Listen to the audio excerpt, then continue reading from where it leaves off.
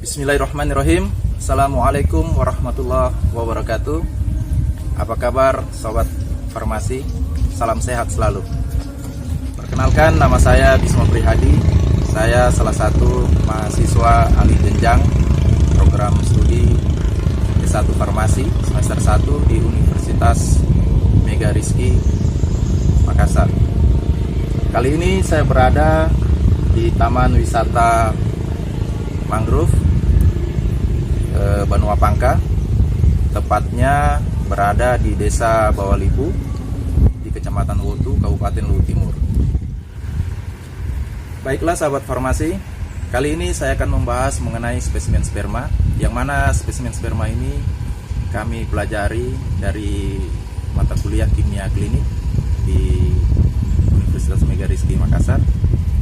Sebelumnya kita harus mengetahui dulu apa sebenarnya kimia klinik. Jadi kimia klinik itu adalah ilmu yang mempelajari aspek kimia dalam kehidupan sehat maupun dalam kehidupan yang tidak sehat ya, atau sakit. Terus penerapan metode di dalam lab kimia yang nantinya akan digunakan untuk mendiagnosa, mengontrol untuk pengobatan dan pencegahan penyakit. Kimia klinik sendiri itu memberikan penjelasan tentang pengujian umum yang dilakukan di dalam lab kimia klinik dan teknik pengujiannya. Kimia klinik juga membahas tentang berbagai jenis zat-zat kimia yang terdapat di dalam darah, di dalam serum, di dalam plasma, urin, cairan lambung, feses, dan juga di dalam sperma yang dalam keadaan normal atau tidak normal, yang nantinya digunakan untuk menunjang diagnosa penyakit. Baiklah para sahabat farmasi dimanapun Anda berada, mungkin kita pernah mendengar tentang sperma. Jadi pengertian dari sperma itu sendiri adalah sel yang berasal dari sistem reproduksi laki-laki. Sel inilah yang nantinya akan membuahi ovum, yaitu sel telur pada wanita, yang mana ini terjadi di dalam sebuah sistem reproduksi wanita. Sel sperma sendiri berbentuk seperti kecebong ya, yang berukuran sekitar 5 x 3 mm dan ekornya memiliki panjang 50 mm, yang tersusun atas 3 bagian, yakni kepala, leher, dan ekor. Dan sel ini akan bergerak untuk mencapai ovum. Di dalam sel sperma terdiri atas beberapa enzim untuk bisa bertahan dan menembus ovum. Dan juga terdapat mitokondria yang mana fungsinya sebagai energi pada ekor untuk bisa menggerakkan sperma untuk maju. Kemudian mengenai struktur dari sel sperma sendiri. Struktur sperma itu terdiri dari kepala, yaitu kepala spermatozoa yang bentuknya bulat telur dengan ukuran panjang sekitar 5 mikron dan diameter 3 mikron dan memiliki ketebalan 2 mikron. Dia dibentuk oleh nukleus dan berisi bahan-bahan sifat penurunan dari ayah. Kepala sperma ini berarti mengandung nukleus. Kemudian ada akrosom. Ya, bahan kandungan akrosom ini berbentuk setengah padat yang dikelilingi oleh membran dari akrosom yang terdiri dari 2 lapis, yaitu membran akrosom dalam dan membran akrosom luar. Kemudian ada bagian ekuatorial akrosom. Ini merupakan bagian penting dalam spermatozoa. Hal ini karena pada bagian anterior dari akrosom ini yang mengawali penggabungan dengan membran oosit pada proses fertilisasi untuk berubah menjadi spermatid dan akhirnya berubah menjadi spermatozoa. Kemudian ada bagian ekor. Pada bagian ekor ini dibedakan atas 3 bagian, yaitu bagian tengah, bagian utama, dan bagian ujung. Panjang ekor seluruhnya sekitar 55 mikron dengan diameter yang makin ke ujung makin kecil.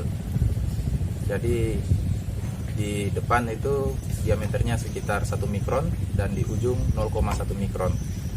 Panjang bagian tengah sekitar 5-7 mikron dengan ketebalan 1 mikron pada bagian utama panjang sekitar 45 mikron dengan tebal 0,5 mikron, dan pada bagian ujung panjangnya sekitar 4-5 mikron dengan ketebalan 0,3 mikron. Pada bagian ekor ini tidak bisa dibedakan dengan menggunakan mikroskop cahaya, tetapi harus dengan menggunakan mikroskop elektron. Mitokondria sebagai pembangkit energi pada spermatozoa. Kemudian kita masuk pada analisis sperma. Kenapa sperma ini perlu dianalisis? Jadi analisis sperma ini diperlukan untuk melihat tingkat kesuburan, ya, subur atau tidaknya seorang pria, serta dilihat bagaimana keadaan sperma dan pergerakannya. Jadi hasil analisis ini yang nantinya akan digunakan untuk mengetahui terapi apa yang dibutuhkan oleh pasangan yang sedang melakukan pemeriksaan. Kemudian yang berikutnya adalah cara pengambilan spesimen sperma. Jadi yang pertama, pasien yang akan diambil spesimen spermanya sebaiknya tidak melakukan aktivitas seksual selama 2-5 hari sebelum pengambilan spesimen. Terus gunakanlah tempat penyimpanan spesimen yang bersih dan kering, yang terbuat dari kaca, tidak terbuat dari logam, plastik, atau karet, dan mempunyai tutup yang rapat. Kemudian ambil spesimen sedekat mungkin dengan jadwal aktivitas seksual yang biasa dilakukan. Terus pengambilan spesimen itu langsung kepada pasien dengan cara masturbasi. Kemudian dari penggunaan pelumas apapun ketika mengumpulkan spesimen, karena nanti ditakutkan spesimen dari sperma ini akan bercampur dengan pelumas. Setelah spesimen diambil, tutup dengan rapat. Kemudian lakukan pelabelan dengan cara menuliskan nama pasien, tempat, waktu, dan jam pengambilan. Untuk mempertahankan spesimen itu biasanya dipertahankan pada suhu tubuh, ya, dengan membawanya pada bagian bawah lengan atau dekat dengan dada. Spesimen yang sudah diambil itu harus dianalisis dalam jangka waktu tidak lebih dari 1 jam. Kemudian dilakukan pemeriksaan secara mikroskopik. Sperma yang sudah diambil diaduk terlebih dahulu dengan baik untuk pemeriksaan secara mikroskopik. Diambil 1 tetes sperma, diletakkan di atas gelas objek yang bersih, dan kemudian ditutup. Setelah itu siap diperiksa di bawah mikroskop. Dalam pemeriksaan ini tentu kita harus memperhatikan juga tentang keamanan dalam penanganan sampel. Jadi kita harus berhati-hati karena sampel sperma yang biasa kita tangani mungkin bisa mengandung virus-virus yang berbahaya seperti HIV, hepatitis, dan herpes. Kemudian mengenai pH. Jadi pH dari spesimen sperma ini bisa kita gunakan kertas pH, ya, biasanya bersifat sedikit alkalis. Dia normalnya adalah 7,2 sampai dengan 8 pH normalnya, dan jika terjadi infeksi pada kelenjar prostat, pH-nya bisa mencapai 8. Yang kemudian adalah warna yang normal pada sperma itu adalah berwarna putih atau agak keruh. Bisa juga ditemukan berwarna kekuningan, itu disebabkan karena radang pada saluran kencing, atau berwarna merah karena tercemar dengan sel eritrosit atau hipotermi.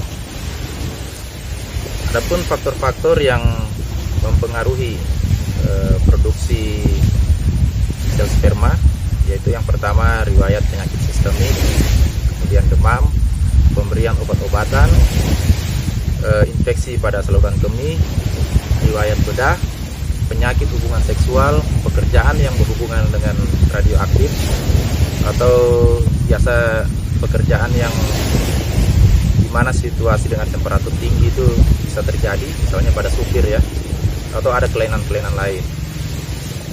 Jadi di sini kita bisa melihat di bawah mikroskop, di bawah mikroskop, kondisi normal dan abnormal dari sperma. Jadi jumlah sperma itu berdasarkan jumlah sperma, jadi sperma yang normal itu jumlahnya banyak, sedangkan sperma yang sedikit itu tidak normal. Kemudian berdasarkan morfologi sperma, sperma yang sehat itu yang normal yaitu seperti yang dijelaskan sebelumnya, bentuknya seperti kecebong, kepalanya berbentuk bulat telur ya, oval, dengan ekor yang memanjang ke belakang. Sedangkan morfologi sperma yang tidak normal itu kepalanya kecil, kempes, terus ekornya melilit. Jika dilihat dari gerakan sperma, sperma yang bergerak normal itu dia bergerak maju lurus. Sedangkan sperma yang sel sperma yang tidak normal gerakannya itu ke samping atau memutar dengan ekor yang tidak menggerakkan badan sperma untuk maju lurus. Kemudian cara membaca hasil lab analisis sperma itu dapat berbeda-beda pada setiap laboratorium. Jadi secara makroskopis, analisis makroskopis ini meliputi pemeriksaan volume dari sperma, bau, warna, likuifaksi, dan viskositas. Jadi ada beberapa nilai rujukan, ya, diantaranya seperti tadi volume jadi volume air mani itu yang normal adalah sama dengan atau di atas 2 ml. Dia memiliki bau yang khas, bisa juga tidak khas, jadi baunya itu seperti aroma pemutih pakaian. Kemudian warna yang normal itu dari sperma adalah berwarna putih keabu-abuan. Likuifaksi sama dengan atau di atas 60 menit. Cairan sperma yang keluar biasanya dengan konsistensi yang lebih kental. Jadi likuifaksi adalah waktu yang dibutuhkan untuk cairan sperma tersebut bisa mencair. Salah satu sperma penyebab itu sperma yang tidak normal adalah cairan sperma yang menggumpal dan membutuhkan waktu yang lama untuk mencair, yaitu lebih dari 60 menit. Selanjutnya adalah viskositas, konsistensi atau ketebalan air mani. Jadi viskositas itu ada sama dengan konsistensi atau ketebalan air mani, yaitu sama dengan atau di atas 2 cm. Selanjutnya setelah analisis secara makroskopis, selanjutnya adalah analisis secara mikroskopis. Jadi analisis sperma secara mikroskopis ini meliputi konsentrasi dan jumlah sperma. Ada beberapa nilai rujukannya, yaitu antaranya konsentrasi itu sama dengan atau di atas 20 dinyatakan dalam satuan 106 per mililiter. Jumlah itu sama dengan atau di atas 40 dinyatakan dalam satuan 106 per ejakulat. Yang ketiga analisisnya yaitu motilitas. Jadi pada motilitas ini yang dinilai adalah gerakan atau aktivitas dari sperma itu sendiri, dari sel sperma. Berikut adalah yang dinilai dalam motilitas itu, misalnya seperti sperma itu yang bergerak cepat dan maju lurus, itu normalnya adalah di atas atau sama dengan 25, dinyatakan dalam persen.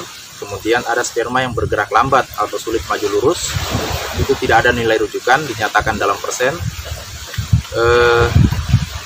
Yang ketiga itu antara sperma yang bergerak cepat dan maju lurus dan sperma yang bergerak lambat dan sulit untuk maju lurus, itu normalnya adalah sama dengan atau di atas 50%. Kemudian ada sperma yang bergerak di tempat, jadi ini tidak ada nilai rujukan. Kemudian sperma yang tidak bergerak sama sekali, ini juga tidak ada nilai rujukan. Dan aglutinasi, yaitu hasil acuan normalnya adalah negatif.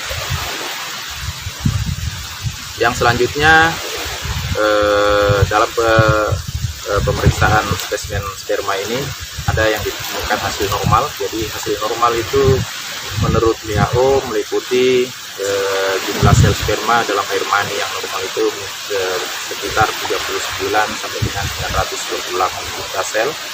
Volume air mani normal itu 1,5 sampai dengan 7,6 ml.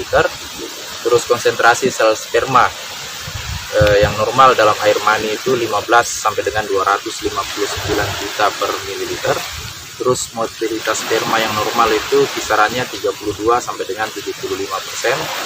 Kemudian morfologi sperma yang normal itu kisarannya antara 4 sampai dengan 48%. Kemudian ada hasil pemeriksaan yang tidak normal. Jadi pada pemeriksaan yang tidak normal ini biasanya ditemukan seperti aspermia, yaitu aspermia ini kondisi di mana tidak ditemukannya sama sekali sperma di dalam air mani. Jadi air mani itu tidak sama sekali mengandung sperma. Kemudian ada namanya astenospermia, yaitu jumlah sperma yang mampu bergerak dengan normal di bawah 40% saja dari keseluruhan jumlah sperma. Kemudian ada namanya teratozospermia, yaitu ini jika lebih dari 40% sperma itu mempunyai bentuk yang tidak normal dari keseluruhan jumlah sperma. Jadi seperti yang dijelaskan sebelumnya bahwa sperma yang normal ini mempunyai kepala yang berbentuk oval dan ekor yang panjang, dan semua bentuk di luar dari bentuk ini dianggap tidak normal.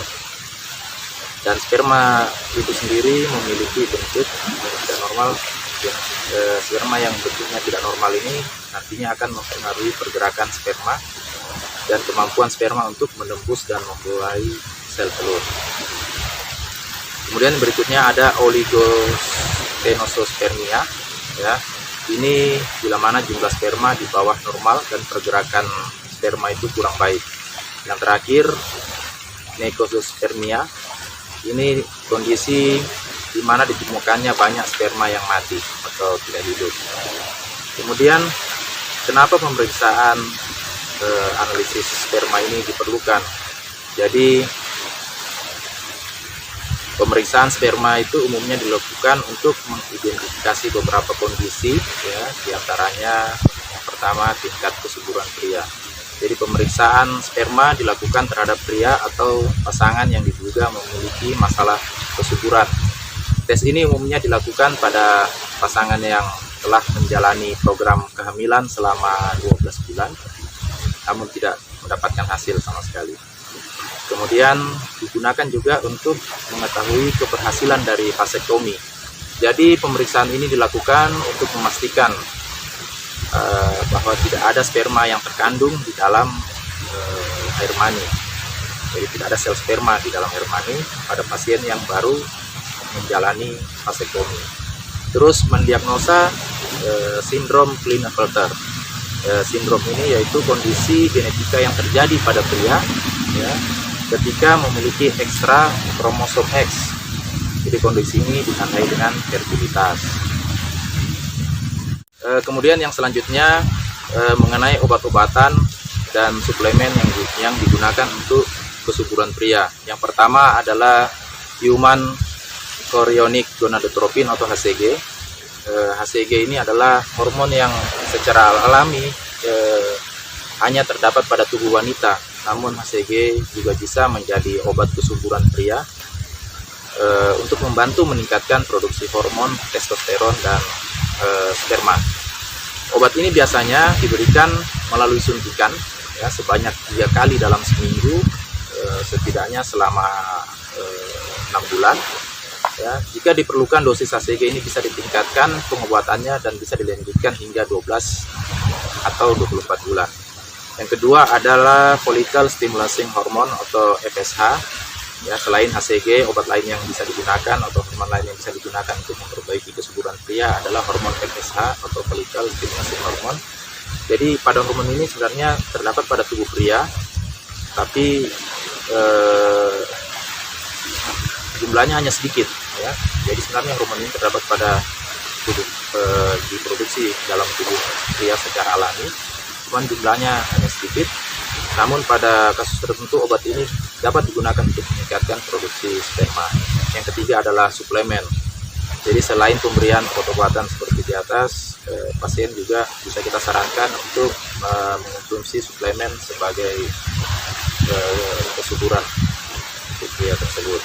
Misalnya seperti asam folat, zinc, enzim Q10, ya, ada L-asetilkarnitin, ada L-karnitin, dan selenium. Bisa juga menggunakan vitamin-vitamin seperti vitamin A, vitamin C, dan vitamin E.